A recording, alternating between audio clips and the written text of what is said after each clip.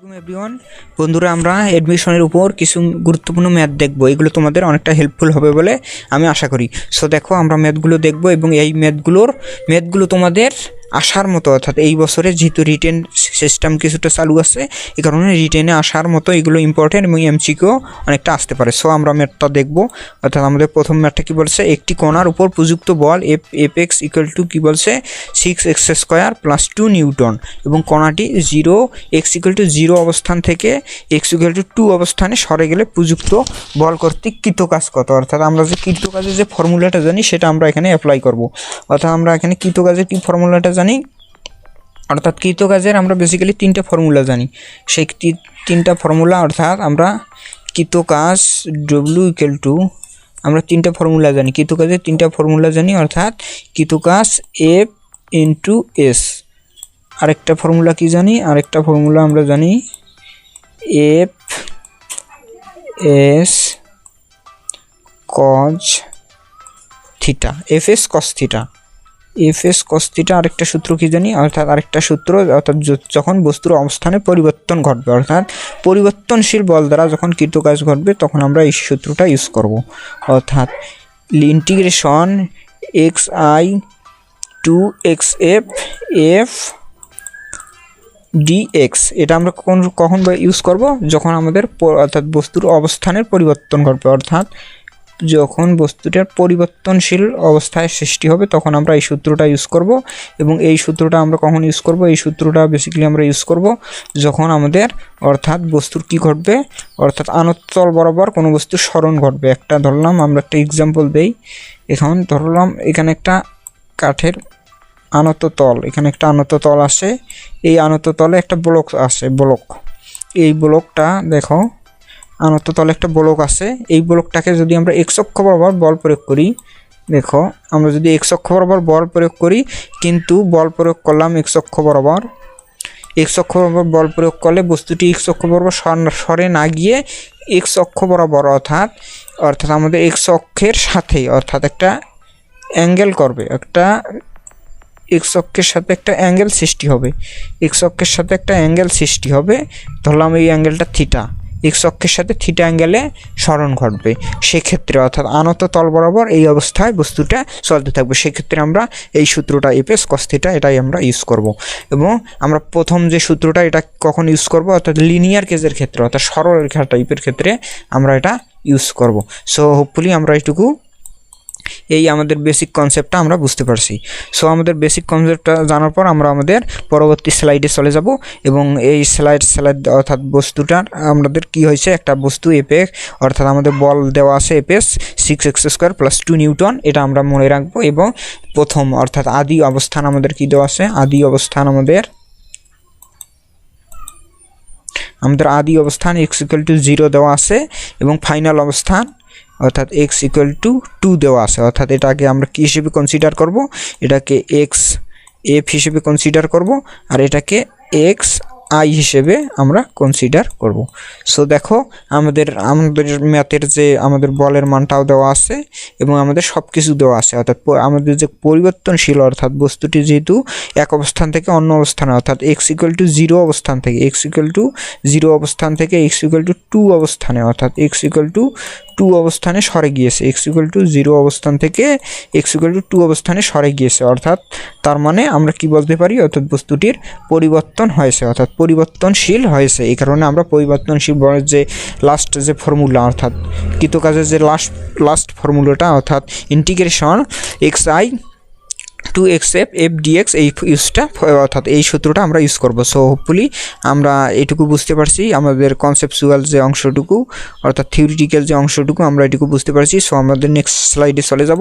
এবং নেক্সট স্লাইডে আমরা কি রেখেছি, অর্থাৎ নেক্সট স্লাইডে আমরা কিছু অর্থাৎ অপশনগুলো রেখেছি। দেখো, আমরা আমাদের অপশনগুলো লিখেছি। ক নম্বর অপশন হিসেবে আমরা কি লিখেছি, 10 জুল। খ নম্বর অপশন হিসেবে 16 জুল এবং 16 জুল রেখেছি। এবং গ নম্বর অর্থাৎ গ নম্বর অপশন 12 জুল, ঘ নম্বর অপশন হচ্ছে 24 জুল এবং ওম নম্বর অপশন হিসেবে আমরা কি রেখে রেখেছি অর্থাৎ 20 জুল লিখে রেখেছি। সো আমাদের পরবর্তী স্লাইডে আমরা যাব। আমরা পরবর্তী স্লাইডে আমি যেটুকু একটু ব্যাখ্যা দিলাম সেই ব্যাখ্যাটুকু আমরা রেখেছি, অর্থাৎ ব্যাখ্যায় আমরা কি রেখেছি, যেহেতু বস্তুটি x = 0, দেখো বস্তুটি যেহেতু x = 0 অবস্থান থেকে x = কোন অবস্থানে চলে গিয়েছে, দেখো x = 0 অবস্থান থেকে x = 2 অবস্থানে সরে গিয়েছে, তাই কণাটি তার অবস্থানে পরিবর্তন ঘটেছে, অর্থাৎ অর্থাৎ প্রযুক্ত বলের কারণে কণাটি পরিবর্তনশীল হয়েছে। অর্থাৎ আমরা পরিবর্তনশীল বলের কৃতকাজের যে ফর্মুলাটা এটা আমরা ইউজ করব। সো আমরা পরবর্তী স্লাইডে চলে যাব। দেখো আমরা পরবর্তী স্লাইডে আমরা কি রেখেছি, অর্থাৎ পরবর্তী স্লাইডে আমরা যে পরিবর্তনশীল বলের যে ফর্মুলাটা সেটা আমরা লিখে রেখেছি, W = xi to xf f dx। আমরা পরবর্তী আমরা যে xi অর্থাৎ x = 0 অর্থাৎ আদি অবস্থান এবং x = 2 অর্থাৎ শেষ অবস্থান লিখেছি এবং f dx আমরা লিখে রেখেছি এবং মানটা আমরা বসে দেব, f এর মান আমরা বসে দিব। অর্থাৎ f এর মানটা আমরা কি পেয়েছি, অর্থাৎ আমরা যে f এর মানটা আমরা জানি, অর্থাৎ এই f এর মানটা আমরা কি জানি, আমাদের প্রদত্ত ম্যাথে দেওয়া আছে 6x² + 2, আমরা মানটা বসে দিলাম এবং x = 0 to 2 আমরা লিখে রেখেছি এবং dx, এটাকে যদি আমরা ইন্টিগ্রেশন করি, আমরা এটাকে ইন্টিগ্রেশন করলে এটা আমরা পেয়ে যাব। অর্থাৎ আমরা কোনো কিছু আমরা যদি ইন্টিগ্রেশন করি, আমরা কি জানি, ইন্টিগ্রেশন একটা ফর্মুলা জানি x⁴n, এটার ক্ষেত্রে আমরা কি লিখতে পারি, x⁴n dx, x⁴n dx, integration x⁴n dx, এটার ক্ষেত্রে আমরা কি লিখতে পারি, আমরা লিখতে পারি x⁴n, আমরা একটু কালারটা চেঞ্জ করি, x⁴n + 1 divided by n + 1 + c, অর্থাৎ কনস্ট্যান্ট অংশ, এটা আমরা লিখতে পারি। অর্থাৎ সেই অনুযায়ী যদি আমরা, অর্থাৎ 6 হলো ধ্রুবকটাকে আমরা ধ্রুবক অবস্থায় রাখলাম এবং এর যে সহগটা আছে x², অর্থাৎ আমাদের যে অর্থাৎ কোএফিসিয়েন্ট যে 6 আছে, অর্থাৎ ধ্রুবক অংশটা আমরা 6 অনুযায়ী রাখলাম এবং x² এর যদি আমরা ইন্টিগ্রেশন করি তাহলে আমরা কি পাবো, x⁵, এই সূত্র অনুযায়ী x³ ডিভাইডেড বাই আমাদের কি হবে, অর্থাৎ আমাদের 3 হবে। অর্থাৎ এই সূত্র অনুযায়ী যদি আমরা ইন্টিগ্রেশন করি তাহলে এইরকম একটা ফরম্যাট পাবো। এই ফরম্যাটে আমরা যে ইন্টিগ্রেশনের যে লিমিটটা আছে 0 to 2 আমরা বসে দেব। 0 to 2 বসে দেওয়ার পর আমরা একটা কি পাবো, আমরা পরবর্তীতে আমরা চলে যাইতেছি, দেখো 0 to 2 বসে দেব এবং মানগুলো আমরা বসে দেব। সো দেখো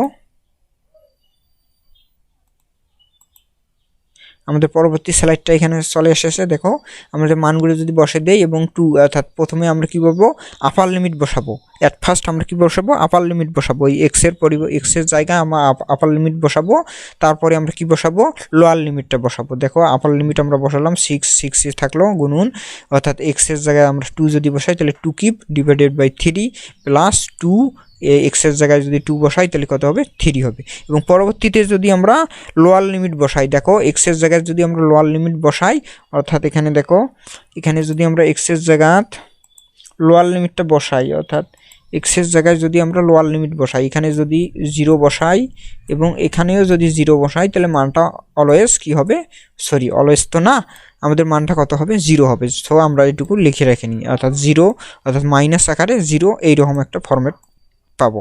সো এখান থেকে যদি আমরা পরবর্তী স্লাইডে দেখি, সো আমরা মানটা যদি আমরা ক্যালকুলেট করি তাহলে কত হবে, সো আমরা মানটা যদি ক্যালকুলেট করি, সো দেখো আমরা কত হবে, এখানে 2 এর উপর যদি আমরা কিউব দেই, 2 এর উপর কিউব দিলে আমরা মানটা কত পাবো, 8 পাবো। 2 এর উপর কিউব দিলে আমরা মান কত পাবো, 8 পাবো।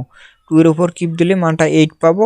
8 এবং 6 48, তাকে আমরা যদি 3 দ্বারা ভাগ করি, 6 48, তাকে যদি আমরা কি দ্বারা ভাগ করি, অর্থাৎ তাকে যদি আমরা 3 দ্বারা ভাগ করি, 3 দ্বারা ভাগ করলে আমরা কত হবে, 3 × 48, 16 প্লাস এখানে কত হবে 4, তাহলে মানটা কত হবে 20। সো এটাই আমাদের কাঙ্ক্ষিত অ্যান্সার। সো হোপফুলি আমরা এইটুকু বুঝতে পারছি এবং আমাদের যে ওভার একটা স্লাইডের যে অংশটুকু আমরা এখানে দেখতে পাচ্ছি। সো নিজে কিছু করুন, অন্য কিছু করার সুযোগ করে দিন। That's it for today, thank you for being with me. So অবশ্যই আমরা ভিডিওটা আমরা শেয়ার করব প্রত্যেকেই। সো আজ এ পর্যন্তই। আল্লাহ হাফেজ।